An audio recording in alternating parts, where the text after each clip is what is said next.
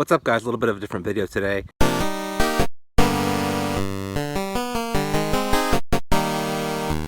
Ever since I started playing kendama last summer, I actually got my first kendama on Amazon, and so my initial kendama shopping was all on Amazon. And kendamas that kept popping up were these LED, these light up kendamas. So I decided I would grab a couple and see how they played, see how they stacked up against, now that I have some experience with kendama, and see if they're worth getting. So these are the two I got. I had an Amazon gift card and I was able to pick them up pretty cheap. This was like $6 or $7 and this was like 15 bucks. So it's super cheap. This is a Duncan Cameleo and this is the Catchy LED kendama. I already opened them up, but let's look at the packaging real quick. We will look at the Duncan first. Now these come in different colors as well, but this is the one that they sent me. It was like a random color that they would send. But this is the packaging that it comes in. Very toy store-ish with some info on the back.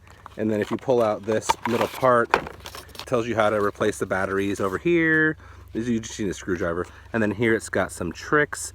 I find it interesting and fascinating that they've included lunar and bird and lighthouse. They've included some very interesting tricks on here that may or may not be possible on this kendama. The basics are all there. It's a Duncan. The interesting thing about this is it is bigger than a normal kendama. It's kind of oversized, but the spike is kind of short. And it's got these weird silicone rings on it that's supposed to help with like grip. Now the lunar bounce is terrible, so the grip kind of helps there, like that. But on the lighthouses, the grip actually makes it worse. It like just trips over. And even like just doing big cup, small cup, like around the world type stuff, it jumps around. So I actually don't like these at all, and I'm gonna pull them off. Yeah, they're stuck on there pretty good. Look at that. They're like glued on. There we go. Okay, let's took the rings off. That's what it looks like without the rings on it. Again, it looks a little funky. Shape's kind of weird. This one's got two different colors. It's got like the yellow and blue. What's interesting about the Duncan is it has like a sleeve here at the hole where it doesn't light up in there because it's like a matte color, which kind of helps with spiking at night, which is interesting. They have a little switch here for the light, which you can't see because I'm in the super bright sun right now, and a switch here for this light. And they both have these little button batteries. So that's the Duncan Cameleo.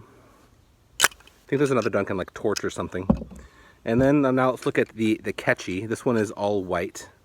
Again, similar like toy store packaging, bubble stuff. This one's got a user guide in here, which is a little sad. Shows that there. Shows how to. Now this one at least, they just show the basic moves as big cup, small cup, base cup, and spike, which I think, for these, you can do more than that, but I think that's more reasonable than showing all the other moves. Now the Catchy though, the shape is actually pretty good. Like, I think it's a pretty nice shape. It's about the normal size. Mine came with a majorly long string. I adjusted the string down so that it's more standard size for me, like 3 fingers or whatever. But I like the feel of this one. I think that when you compare the two shapes, I think that the Catchy is a little better. The overall proportions are better. But this one doesn't have those silicone rings. Again, lunar balance is kind of impossible, and it's super slippery because it's plastic on plastic. They both light up really nice. They both have switches up here on the tama and then down here on the base of the sword. Are they worth buying? Are they fun? Can you do most kendama tricks with them? And I think the answer to those is, yeah, I think they're a lot of fun. I think that they're cheap enough that it's kind of a fun novelty to have around and play around with at night. My major concern with them is, besides not being able to hit a lot of the normal tricks, they're made out of plastic and they're just kind of snapped together. And I don't know how durable they are. This one, the very first night I started playing with it, doing some POV shots, I think I was just going for a spike and I missed. And the impact made the lights in the Ken start to flicker. Like, it was the very first time I was playing with it. So I'm a little concerned about durability, which is why I wanted to share them with you before I shared them with my kids. I think that the next big question is, are they fun for kids? I think what I'll do is I'll share these with my kids and see if they like them, because I think they're, again, it's kind of a novelty, kind of fun, play around with something that lights up at night. Things that light up in the dark, there's just something innately fun about them. I should be able to do some more like string tricks and spacewalk type swirls and lines like that, and I can't. I'm sure those might look a lot cooler on these light up kendamas.